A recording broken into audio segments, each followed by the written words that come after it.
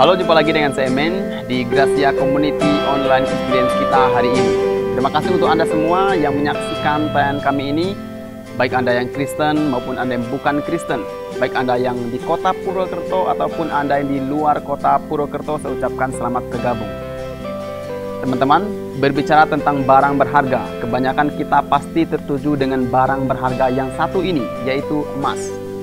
Dari zaman dahulu bahkan sampai sekarang ini, saat ingin berinvestasi atau hanya untuk sekedar punya, bahkan mungkin untuk koleksi, langsung tertuju dengan yang namanya emas. Karena kita semua berpikir jika kita mempunyai emas, maka akan untung karena harga emas yang makin lama makin naik. Maka tidak sedikit dari kita semua berinvestasi emas. Bahkan sampai mengoleksi perhiasan emas untuk koleksi pribadi atau untuk mempercantik diri.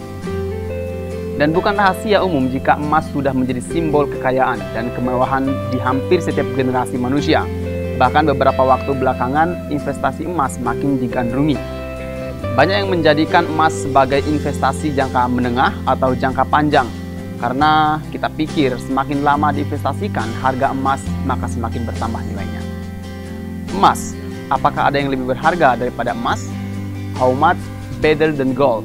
Inilah judul renungan firman Tuhan pada hari ini yang akan disampaikan oleh Ibu Pendeta Lois. Namun sebelumnya, rekan saya Yosi bersama dengan GCC Band Purwokerto akan menyanyikan sebuah lagu. Dan untuk informasi, tayangan khotbah dan pujian hari ini adalah rekaman ibadah minggu lalu dan semuanya telah melalui protokol kesehatan. Jadi teman-teman semua, jangan kemana-mana dulu, tetap stay di channel ini. God bless you.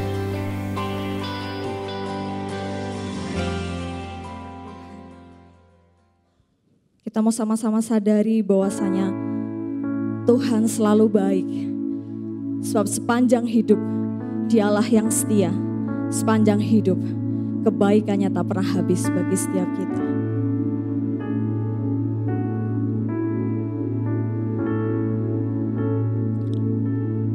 Terima kasih Tuhan. Ku cinta Kau, rahmat-Mu nyata bagiku, hidupku di dalam tangan-Mu. Sejak pagi ku terbangun sampai ku terbaring, ku nyanyi kebaikan-Mu Tuhan. Sepanjang hidupku Kau setia, sepanjang hidupku Kau sangat baik. Nafasku memuliakan-Mu, ku nyanyi kebaikan-Mu Tuhan.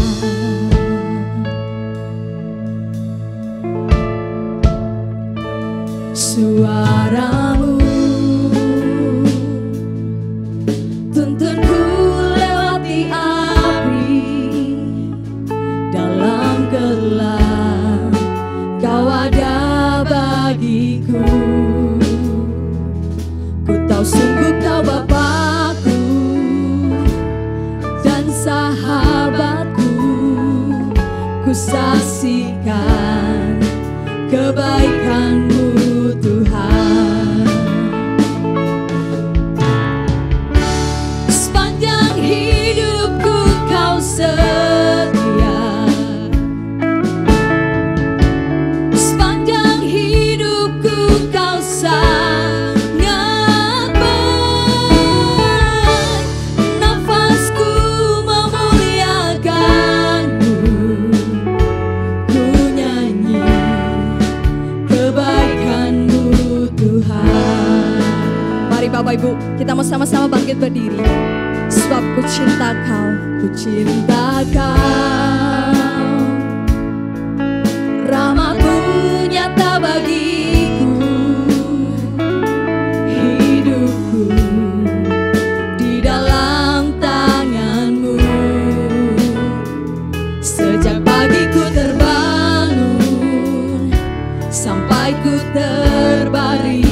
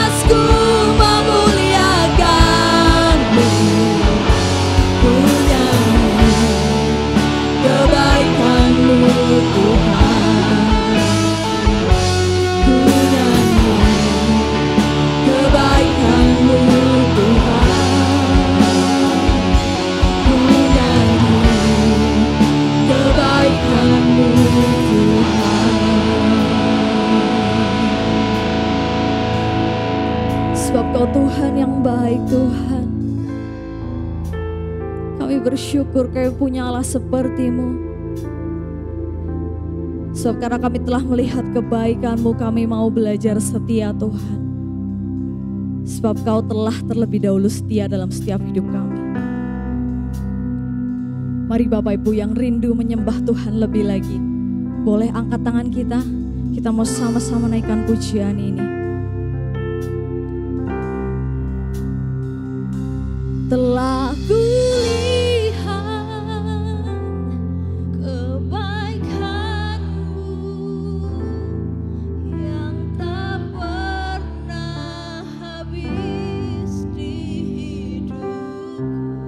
ini setiap kami Tuhan. Sampai akhirnya Kau dapati aku. Lebih lagi katakan, telah kulihat kebaikan-Mu, yes Tuhan,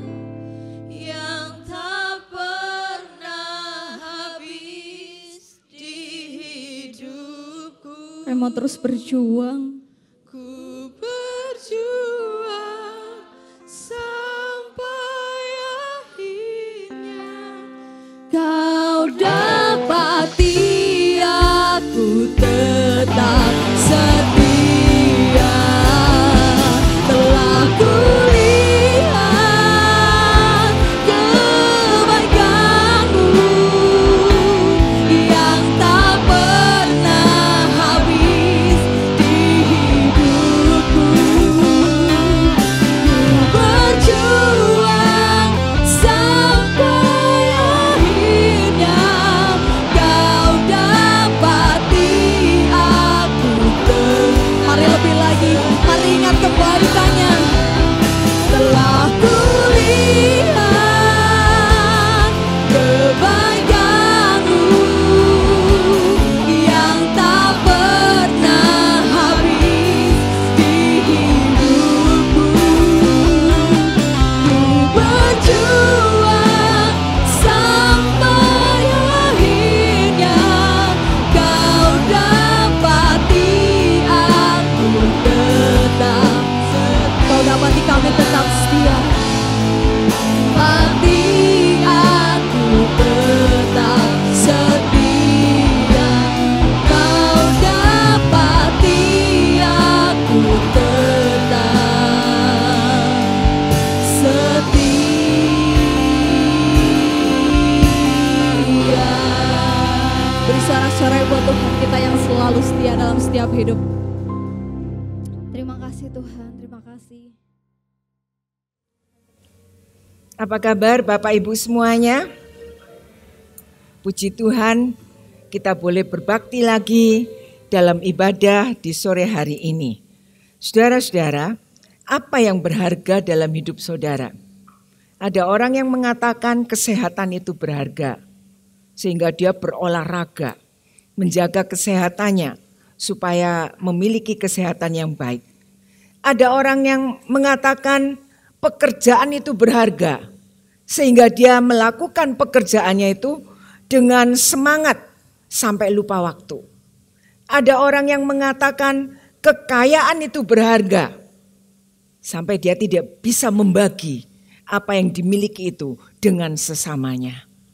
Tahukah saudara, semuanya itu baik, tapi ada satu hal yang berharga yang harus kita miliki adalah hikmat dari Tuhan. Kita boleh memiliki segala sesuatu di dalam dunia ini, kita boleh meraihnya, kalau tidak ada hikmat Tuhan, semuanya itu akan menjadi sia-sia. Semuanya itu tidak berguna. Saudara-saudara, karena itu kita perlu sekali memohon kepada Tuhan untuk mendapatkan hikmat dari Tuhan. Kalau kita memiliki hikmat Tuhan, hikmat itu akan memberi kita arahan. Hikmat itu akan memberi kita cara untuk mengatur segala sesuatu. Hikmat akan mengajar bagaimana kita harus bersikap, bertindak di waktu yang tepat. Saudara-saudara, memiliki pengetahuan, memiliki gelar S1, 2, 3, S lilin, semuanya baik. Tetapi itu tidak cukup. Karena gelar harus disertai dengan hikmat dari Tuhan. Gelar tanpa hikmat Tuhan bisa digunakan, tetapi tidak bisa digunakan dengan maksimal. Saudara-saudara, agar kita dapat disertai Tuhan, kita boleh memiliki hikmat dari Tuhan, kita harus melakukan sesuatu yang baik. Kita harus mohon kepada Tuhan. Mengapa? Karena hikmat itu enggak turun otomatis. Ya. Enggak seperti anak yang sekolah. Dia bisa mencapai ranking karena dia harus berusaha melatih dirinya. Demikian juga dengan hikmat Tuhan. Kalau kita ingin hikmat Tuhan melimpah dalam hidup kita, kita harus minta kepada Tuhan. Minta dengan sungguh-sungguh kepada Tuhan agar Tuhan memberikan hikmat itu pada kita. Kapan kita bisa minta kepada Tuhan? Kalau kita punya hubungan yang baik dengan Tuhan. Jadi kalau ada hubungan yang baik dengan Tuhan, kita berdoa meminta kepada Tuhan, itu enak, tanpa halangan, dan Tuhan akan memberikan. Saudara-saudara, orang yang memiliki hikmat harus mengandalkan Tuhan. Mengapa? Karena dengan mengandalkan Tuhan, Tuhan akan memberikan jalan keluar, Tuhan akan memberikan penerangan saat dia memerlukan hikmat itu. Karena itu Mazmur 111 ayat 10 mengatakan, permulaan hikmat adalah takut akan Tuhan.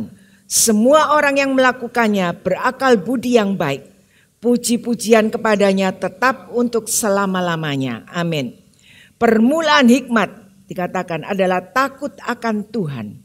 Artinya kita sadar betul ada Tuhan yang melihat kehidupan kita. Kita sadar betul bahwa ada Tuhan yang akan memberikan rahasianya, hikmatnya kepada kita. Dan dikatakan semua orang yang melakukannya berakal budi.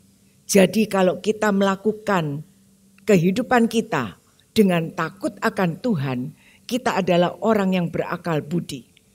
Panggilan Tuhan untuk melakukan hidup yang benar, menikmati Tuhan adalah bagi orang yang berakal budi, yang akhirnya kelak akan mendapat pujian untuk selama-lamanya.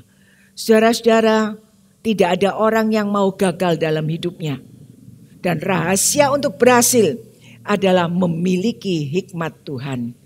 Kita boleh memiliki kepandaian, tadi saya katakan. Kita boleh memiliki gelar, kita boleh memiliki kekayaan, kita boleh memiliki modal besar, kita boleh memiliki koneksi dengan sesama. Semuanya itu memang dibutuhkan. Tetapi yang terpenting dari semuanya itu adalah hikmat dari Tuhan. Saudara-saudara, hikmat sejati itu membuat kita punya pengenalan akan Allah dengan baik. Membuat kita takut akan Tuhan. Bukan takut karena ditekan, ya, takut karena takut dihukum, tidak.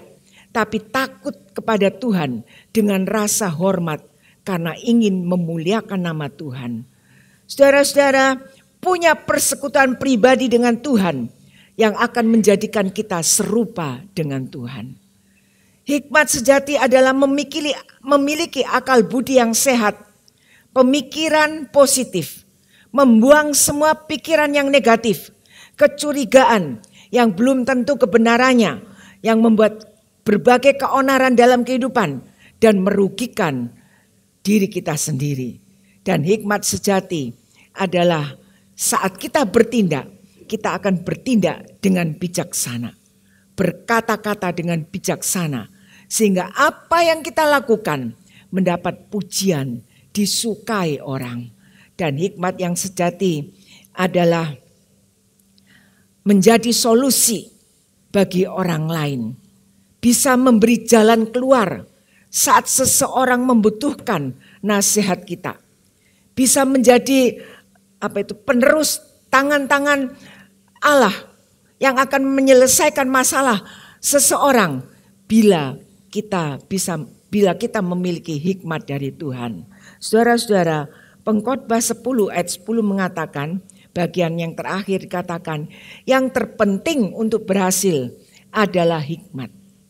Jadi untuk mencapai keberhasilan, ya, bukan kepandaian kita, bukan kekayaan kita, bukan apa yang kita miliki, itu boleh. Ya, boleh, tapi hal yang utama adalah hikmat dari Tuhan. Hikmat dari Tuhan. Saudara-saudara, kalau kita tidak punya hikmat Tuhan, kita punya banyak harta. Kita tidak tahu cara mengelolanya. Dan seringkali orang jatuh dalam harta itu. Mengapa banyak harta yang dimiliki oleh orang tua tidak bisa turun ke generasi-generasi selanjutnya? Dia hanya bertahan, kalau saudara melihat ya, dengan baik. Dia akan bertahan pada generasi kedua. Generasi ketiga mulai goyah. Generasi keempat kadang-kadang sudah habis. Karena apa? Karena kurang hikmat. Saudara-saudara, seorang bijak mengatakan, you have power in your hand when you have wisdom in your mind. Kamu memiliki kekuatan, kekuasaan, pengaruh di tanganmu ketika kamu memiliki kebijaksanaan dalam pikiranmu. Saudara-saudara, menghadapi perubahan zaman yang sangat cepat. Masalah dalam dunia yang semakin rumit, ya, enggak gampang. Kita perlu hikmat dan kebijaksanaan yang berlandaskan firman Tuhan. Agar kita tidak bingung, agar kita tidak tersesat dalam menjalani kehidupan ini. Tapi kita benar-benar mendapat bimbingan dari Tuhan. Nah, kita akan memeriksa sebuah contoh dalam 1 Raja-Raja pasal 3 ayat 1 sampai 28. Ayatnya nanti saudara bisa baca di rumah. Ya, ayat-ayat ini sangat menarik buat kita semuanya. Saudara baca dengan perlahan-lahan, dengan tekun, saudara hayati, saudara akan mendapatkan sesuatu dari ayat-ayat yang saudara baca. Dari ayat 1 sampai 28 dibagi menjadi 2 bagian besar. Yang pertama merupakan doa Salomo saat dia memohon hikmat dari Tuhan. Dan yang kedua, bagaimana Salomo memakai hikmat Tuhan itu untuk memutuskan suatu perkara yang dihadapi saat dia memerintah. Saudara-saudara, kita akan memeriksa bagian yang pertama. Doa Salomo memohon hikmat Tuhan. Tuhan menampakkan diri kepada Salomo di Gibeon dalam mimpi. Tuhan berkata kepada Salomo, mintalah apa yang hendak kuberikan kepadamu. Dan Salomo meminta, kalau kita baca ya, berikan kepada hambamu ini hati yang faham menimbang perkara untuk menghakimi umatmu dan dengan dapat membedakan antara yang baik dan yang jahat. Sebab siapakah yang sanggup menghakimi umatmu yang sangat besar ini? Dia hanya minta hati yang bisa membedakan baik dan jahat. Salomo tidak meminta kekayaan. Salomo tidak meminta panjang umur. Salomo tidak meminta ketenaran hidupnya. Salomo juga tidak meminta supaya bisa menindas dan memusnahkan musuh. Tapi dia hanya minta hati yang bijaksana untuk dapat memberikan keputusan yang benar. Saudara-saudara, dan Salomo adalah orang istimewanya Tuhan. Kalau kita lihat perjalanan bangsa Israel, ya, perjalanan bangsa Israel yang dulunya begitu menderita, banyak tantangan dalam hidup. Ketika pemerintahan Salomo, mereka memiliki zaman keemasan. Ya, mereka menikmati zaman keemasan. Seperti mereka naik ke puncak gunung. Dan mereka menikmati segala sesuatu yang Tuhan berikan. Saudara-saudara, dari ayat-ayat nanti yang saudara baca, saudara akan tahu bahwa Salomo adalah orang istimewanya Tuhan. Saudara-saudara, mengapa saya katakan istimewa? Karena dia beruntung, ya, dia beruntung punya kesempatan untuk meminta sesuatu kepada Tuhan. Kalau kita baca dalam Alkitab, Tidak ada orang loh yang ditawari oleh Tuhan.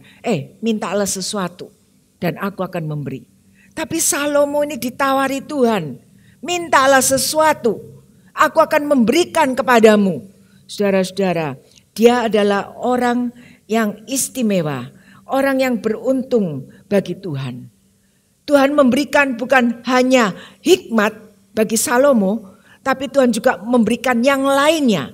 Kekayaan, ya, diberikan kesehatan, dan semua yang tidak diminta oleh Salomo, panjang umur, diberikan oleh Tuhan. Tuhan tahu apa yang menjadi keperluan Salomo, dan Tuhan melengkapi Salomo. Saudara-saudara, dan Salomo ini juga menjadi orang yang terkenal sebagai raja karena hikmatnya. Tidak ada raja yang mempunyai hikmat seperti yang dimiliki oleh Salomo. Tuhan memberikan hikmat yang luar biasa untuk Salomo. Sehingga saat dia menghadapi masalah dengan peristiwa dua orang wanita yang berebut bayinya. Di situ Tuhan menyatakan hikmatnya bagi Salomo. Saudara-saudara, dan Salomo itu memiliki hikmat yang sangat penting dalam hidupnya. Mengapa Salomo bisa memiliki hikmat yang penting? Yang pertama, secara teknis hikmat adalah keahlian yang dikaruniakan Allah untuk mengerjakan segala sesuatu dengan sempurna. Talenta, keahlian, keunggulan yang kita miliki terhadap sesuatu adalah hikmat yang dikaruniakan Tuhan kepada kita. Jadi kita jangan sombong kalau kita lebih pintar dari orang lain. Kita jangan sombong kalau kita lebih punya segalanya dari orang lain. Karena apa? Karena yang membuat semuanya itu, yang memberikan semuanya itu, hanya Tuhan menitipkan kepada saudara dan saya. Ya, Tuhan menitipkan itu bagi saudara dan saya. Karena itu kita harus menggunakan titipan Tuhan ini dengan sebaik-baiknya. Michael Jackson satu ketika ditanya dan diwawancarai, bagaimana caranya dia berhasil menjadi the king of pop? Jawabnya sederhana. Dia menyadari, menghargai, mengembangkan, dan menggunakan talenta dan keahlian yang dia miliki dengan maksimal. Bukan setengah-setengah, tapi dengan maksimal. Kalau kita ingin dipakai oleh Tuhan, gunakan apa yang kita miliki itu dengan maksimal. Ada seorang bijak mengatakan, jangan kamu berkata, aku sudah lelah bekerja dan berhenti untuk bekerja. Tetapi kamu boleh berhenti bekerja ketika pekerjaanmu itu sudah selesai. Jadi kalau kita mengatakan aduh capek lalu berhenti bekerja, itu tandanya orang malas. Beberapa hari yang lalu saya tuh bersih-bersih rumah, ya, bongkar-bongkar rumah karena ada lemari-lemari yang bubukan. Tentunya saya nggak bisa sendirian. Panggil Pak Kris, dia juga sudah tua, ya. Disuruh ini tuh nggak kuat. Akhirnya saya panggil tukang, saudara-saudara. Ternyata tukang yang saya kira masih kuat seger, dia bilang apa? Badanku siki wis loyo katanya. Ya, badanku siki wis loyo. Perkiraan saya pekerjaan itu selesai 1 hari. Tahukah saudara? Dia hanya bekerja berapa jam lalu dia pulang. Dah besok saya teruskan. Enak kan? Saya bilang ya udahlah. Jadi rumah saya tuh kacau balau. Ya. Besok paginya datang lagi. Hari ini selesaikan ya. Ya nanti lihat kuat enggak katanya. Saudara-saudara. Enggak selesai. Akhirnya hari ketiga saya bilang hari ini harus selesai. Aku enggak mau rumahku porak-poranda. Saudara-saudara, dia selesaikan sampai semuanya lemari-lemari terpasang. Saudara-saudara, kenapa? Karena dia tidak mau memaksimalkan tenaganya. Dia pikir bisa dilanjutkan besok. Ya, bisa dikerjakan besok. Ngapain harus diselesaikan sekarang? Saudara-saudara, lalu dia sambil bekerja dia bilang apa? Tenaganya wis kurang, tenaganya wis kurang. Lalu saya katakan, tapi manganmu ora kurang kan? Ya, saya katakan, manganmu ora kurang kan? tetap mangan 3 kali sehari. Saya bilang begitu sambil bergurau, saudara-saudara. Itulah kita harus memakai apa yang Tuhan berikan kepada kita dengan maksimal. Hikmat adalah keahlian yang dikaruniakan Tuhan kepada seseorang. Dan semua orang memiliki jenis hikmat itu. Apakah dia orang berdosa ataukah dia orang kudus, bisa berhasil jika kita menggunakan apa yang kita miliki, keahlian kita dengan sebaik-baiknya dan penuh tanggung jawab. Saudara-saudara, Tuhan telah memberikan talenta-talenta dalam kehidupan tiap-tiap orang sesuai dengan kemampuan masing-masing. Persoalannya, apakah kita menyadari, menghargai, mau mengembangkan dan menggunakan talenta dan keahlian kita dengan sebaik-baiknya? Hanya saudara yang bisa menjawab pertanyaan ini. Karena kita bertanggung jawab kepada Tuhan. Yang kedua, hikmat itu merupakan secara intelektual, hikmat adalah kemampuan menyusun rencana yang benar dan cara yang tepat untuk memperoleh hasil yang dikehendaki. Persoalannya terjadi seringkali kita menunda untuk melakukan sesuatu yang membuat hidup jadi baik. Karena apa? Karena kita kekurangan hikmat. Kita tidak tahu bagaimana caranya. Misalnya kalau saudara sakit flu, apa yang harus saudara lakukan? Keroan, ya kan? Minum obat. Tapi kadang-kadang kita malas. Kita bilang, nanti ajalah. Kita lewatkan kesempatan itu. Sampai akhirnya kita benar-benar geletak karena sakit. Itu salah siapa? Salah kita sendiri. Tuhan memberi kita kemampuan untuk menyusun rencana. Tuhan memberi kita cara yang tepat untuk memiliki kesehatan yang baik. Tapi kita mengabaikan. Ya, kita mengabaikan. Ada orang yang bekerja keras begitu luar biasa. Sampai lupa jam ada. Akhirnya jatuh sakit. Saudara-saudara, 3 bulan ini saya mempunyai rapot kesehatan yang kurang baik. Karena apa? 3 bulan yang lalu tuh saya tes darah dan semuanya itu nggak ada bintangnya. Yang dikasih bintang yang paling menonjol adalah gula darah. Ya, gula darah saya sangat tinggi. Sebelum puasa pertama kali periksa itu 178. Harusnya kan di bawah 100 ya. Itu 178.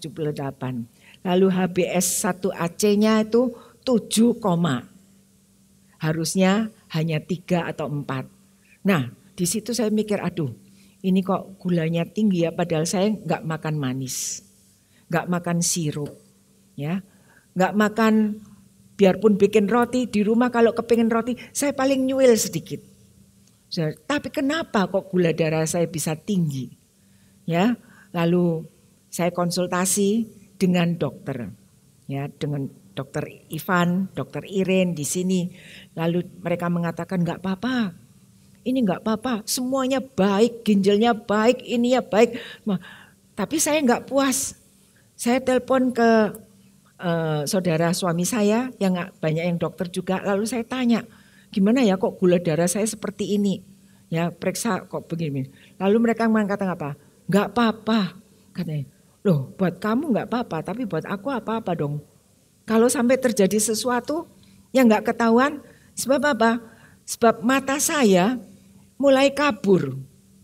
Saya enggak bisa lihat laptop, enggak bisa lihat iPad ini lama. Kalau saya menyiapkan firman Tuhan setiap pagi, saya hanya bisa 1 jam, sesudah itu tulisan itu kabur. Saya mulai nggak ngerti. Periksa ke dokter mata, sudah. Dokter mata mengatakan ukurannya masih sama. Nggak puas, saya periksa lagi ke dokter mata. Nggak dok, ini ukurannya nggak benar. Dokter ini mengatakan ini ukurannya benar bu, ibu kepingin diapakan katanya. Loh ya kepingin supaya matanya nggak kabur. Ya. Lalu akhirnya saya ke toko kacamata. Toko kacamata dicek, loh ukurannya sama bu, tapi saya kabur. Kok bisa kabur? Tapi ibu dites bisa menjawab, kok bisa lihat dengan terang, saudara-saudara. Dan akhirnya ada seorang teman memberikan saya minuman. Dia bilang, dah minum ini aja, nanti pasti gula darahnya turun. Ya. Lalu saya mencoba minum 1 hari 2 hari. Lalu saya berkata pada teman saya, minuman yang kamu kasih ini manis. Apa nanti gula darah saya nggak tambah naik? Ya, minumannya manis. Lalu dia bilang, coba aja. Sebab mamaku juga minum itu, gula darahnya 500 sekarang normal. Saudara-saudara, ya sudah saya nurut ya. Tapi minggu pertama saya ragu-ragu. Sudah minum, periksa darah, loh kok masih tinggi. Saya mau berhenti, tapi saya ingat coba minum. Mamanya itu 500 lebih bisa turun normal. Dan saya coba minum. Ini minggu kedua. Dan kemarin saya periksa darah, gula darah saya puasa itu 103. Turun dari 178 ke 103. Saudara-saudara, kalau saya tidak menggunakan kesempatan ini, kalau saya tidak mau minum apa yang diberikan oleh teman saya, mungkin gula darah saya akan tambah naik. Sebab Bu Feni selalu kasih makanan enak buat saya. Ya, dia setiap hari menyiapkan makanan enak, gorengan, ya, supaya saya kolesterolnya naik. Tapi saya bisa menjaga diri saya. Saya enggak mau makan itu, saudara-saudara. Yang ketiga, secara rohani, hikmat adalah pengetahuan yang dikaruniakan Allah untuk dapat mengenal Allah dan menyelami karya Allah di dalam diri kita. Kita perlu hikmat untuk dapat memecahkan sebuah persoalan yang rumit, yang tidak dapat kita pikirkan dengan akal manusia kita. Seringkali membuat kita gagal, rugi, kecewa adalah kita tidak tahu apa yang Allah mau kita lakukan dalam kehidupan ini saat kita menghadapi masalah. Saudara-saudara, jadi hikmat adalah pengetahuan tentang apa yang Allah mau untuk kita lakukan. Ini merupakan karunia yang seharusnya dimiliki oleh semua orang. Tapi sayangnya tidak semua orang memiliki hal ini. Kita memang memerlukan hikmat. Karena itu untuk dapat mencapai hikmat Allah, kenallah penciptamu, yaitu Tuhan Yesus Kristus. Kenallah dia dengan baik. Andalkan hidup kepada Tuhan Yesus sebagai andalan hidup kita. Dan dia akan memberikan hikmat saat kita menghadapi situasi-situasi yang penting. Situasi-situasi yang sulit, yang membutuhkan kita untuk memberikan keputusan. Bagian yang kedua, bagaimana Salomo menggunakan hikmat yang Tuhan berikan kepadanya. Kalau saudara baca dalam ayat 16-28, di situ ada 2 wanita yang melahirkan 2 bayi. Mereka sama-sama melahirkan anak. Nah, mereka tidur di satu tempat tidur. Dan ketika mereka tidur, mungkin salah satu ibu itu menindih bayinya sampai bayinya mati. Begitu dia tahu bayinya mati, dia tukar dengan bayi yang hidup. Nah, saudara-saudara, ketika pagi hari, ibu yang lain itu melihat, loh kok anaknya mati? Dia enggak terima. Mereka berebut, ini anakku, ini anakmu, ini anakku, ini anakmu. Sampai akhirnya perkara itu dibawa kepada Raja Salomo. Kalau perkara itu dibawa kepada kita, kira-kira apa yang akan kita lakukan? Mungkin kita juga bingung ya, siapa ini ibunya ya? Kok sama-sama semua mengatakan itu miliknya. Saudara-saudara, apa yang dilakukan oleh Salomo? Salomo ini melakukan tindakan yang sangat ekstrim. Mengapa? Ayat 24 mengatakan, sesudah itu raja berkata, ambilkan aku pedang. Lalu dibawanyalah pedang itu ke depan raja. Kata raja, penggalah anak yang hidup itu menjadi 2 dan berikan setengah kepada yang satu dan setengah kepada yang lain. Kelihatannya tindakan ini sangat kejam. Masa bayi hidup dipenggal, lalu separuh diberikan kepada ibu yang satu dan separuh lagi diberikan kepada ibu yang lain. Bisa kita bayangkan jika bayi itu benar-benar dipenggal oleh Salomo. Ya. Tapi itu merupakan solusi yang diambil oleh Salomo untuk memecahkan perkara 2 ibu ini yang saling membenarkan diri. Salomo ingin tahu dengan hikmat yang Tuhan berikan, siapa kira-kira yang jujur. Saudara-saudara, nah ayat 26 mengatakan, maka kata perempuan yang mempunyai anak yang hidup itu kepada raja, sebab timbullah belas kasihannya kepada anaknya itu, katanya, ya Tuanku, berikanlah kepadanya bayi yang hidup ini, jangan sekali-kali membunuh dia. Tetapi yang lain berkata, supaya jangan untukku ataupun untukmu penggalah. Ayat ini menunjukkan hikmat Salomo yang akan diterapkan. Ayat ini menunjukkan siapa ibunya yang asli. Siapa yang berkata jujur. Siapa yang punya nilai tinggi terhadap kejujuran. Saudara-saudara, ketika raja mendengar perkataan perempuan tadi supaya memenggal bayinya, lalu raja berkata, berikan bayi itu kepada ibu yang satunya. Kepada ibu yang tidak mengucapkan kata-kata apapun. Berikan kepada ibu itu karena dialah ibunya. Saudara-saudara, ketika seluruh orang Israel mendengar keputusan hukum yang diberikan oleh raja, semua orang takut.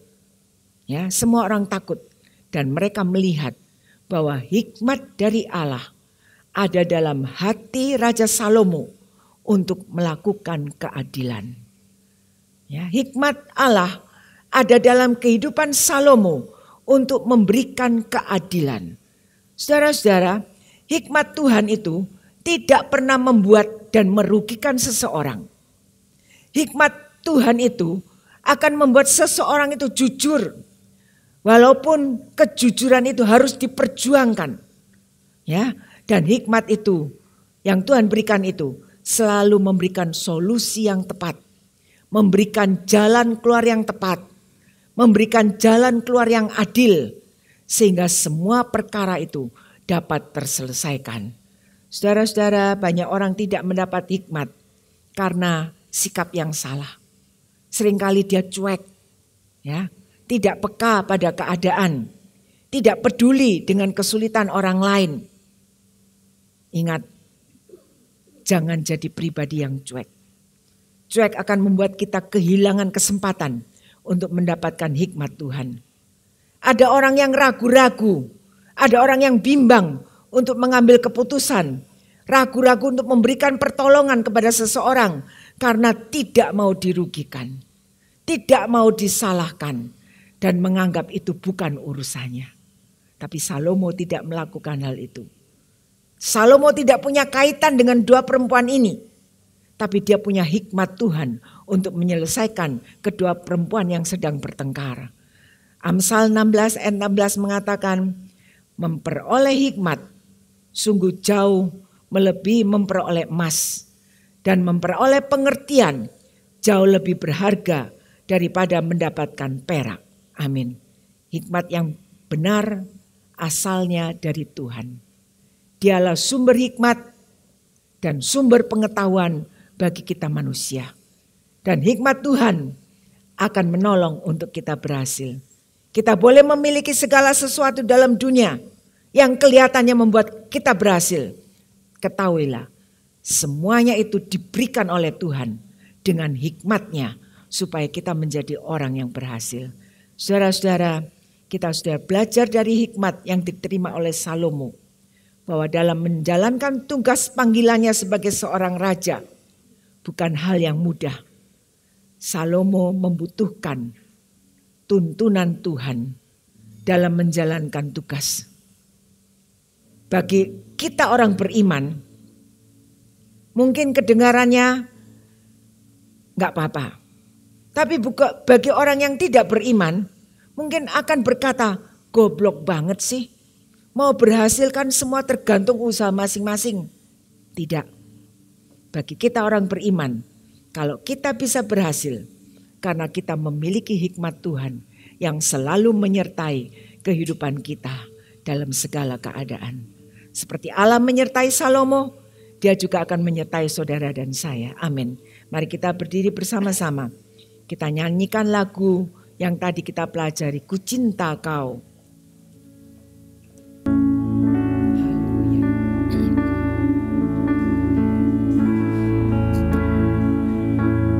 Ku cinta kau, Rahmat-Mu nyata bagiku,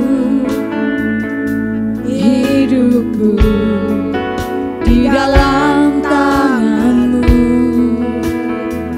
Sejak pagi ku terbangun sampai ku terbaring, ku nyanyi kebaikan-Mu Tuhan. Ku cinta Kau, rahmat-Mu nyata bagiku, hidupku di dalam tangan-Mu. Sejak pagi ku terbangun sampai ku terbaring, ku nyanyi kebaikan-Mu Tuhan. Sepanjang hidupku Kau setia, sepanjang hidupku Kau sangat baik.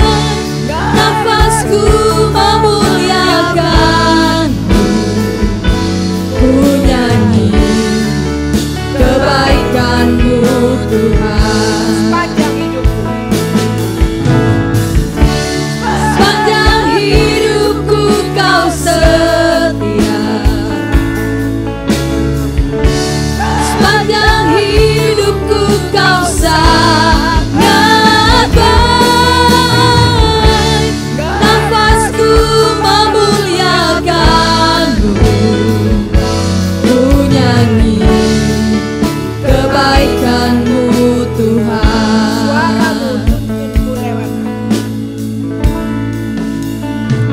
suaramu Suaramu tuntunku lewat tuntunku lewati api, dalam gelap Kau ada bagiku.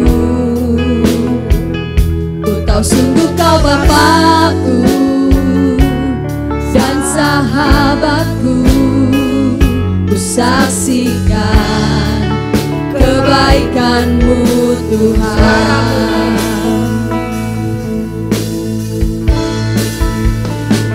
Suaramu tuntunku lewati api, dalam gelap Kau ada bagiku. Ku tahu sungguh Kau Bapakku dan sahabatku. Ku saksikan kebaikan-Mu Tuhan. Sepanjang hidupku Kau setia, sepanjang hidupku Kau sangat baik. Nafasku memuliakan-Mu, ku nyanyi kebaikan-Mu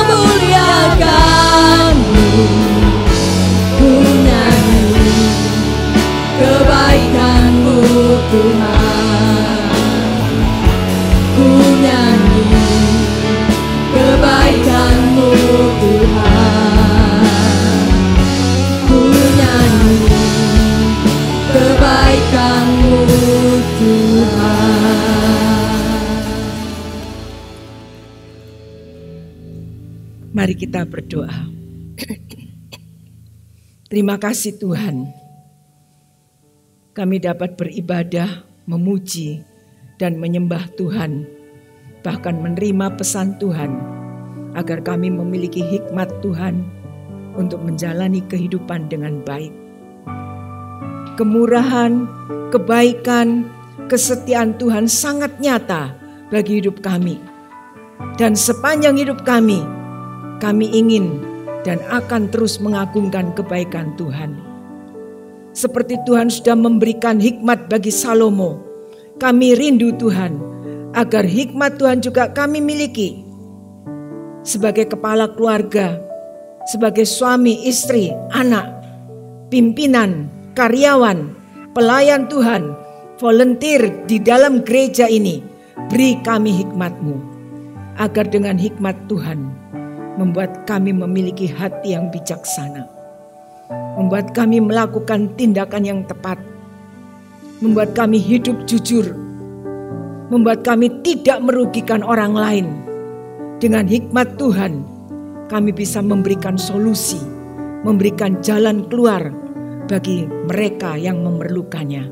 Seperti apa yang telah dilakukan Salomo, dapat memutuskan dan dapat mengerjakan segala sesuatu dengan baik, dapat menyusun rencana program kerja dengan cara yang tepat untuk mendapatkan hasil yang terbaik.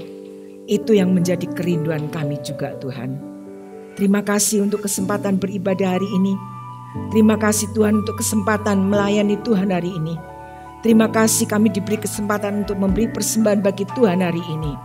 Saudara-saudara, terimalah berkat Tuhan. Kiranya berkat dari Allah Bapa, Allah Anak dan Allah Roh Kudus akan menyertai rumah tangga, usaha pekerjaan, anak-anak yang sedang menempuh pelajaran di sekolah, dan juga gereja Tuhan di tempat ini. Semuanya disertai, diberkati, dan dibuat berhasil oleh Tuhan. Bersama-sama kita katakan, dalam nama Tuhan Yesus Kristus, Juru Selamat kami sudah berdoa. Amin.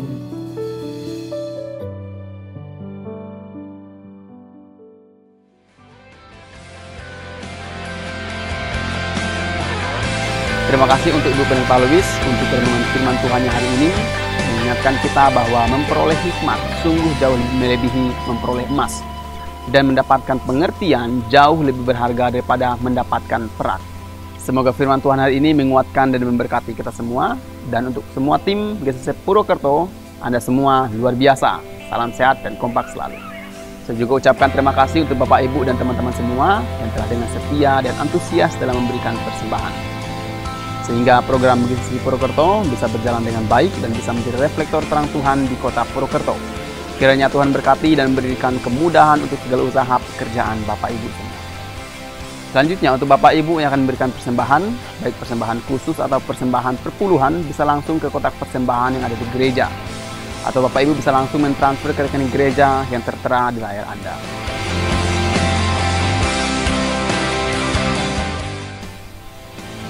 Teman-teman, walau pandemi sudah mereda, tapi mari kita tetap patuhi protokol kesehatan yang ada dengan tetap menggunakan masker, rajin cuci tangan, dan hindari kerumunan.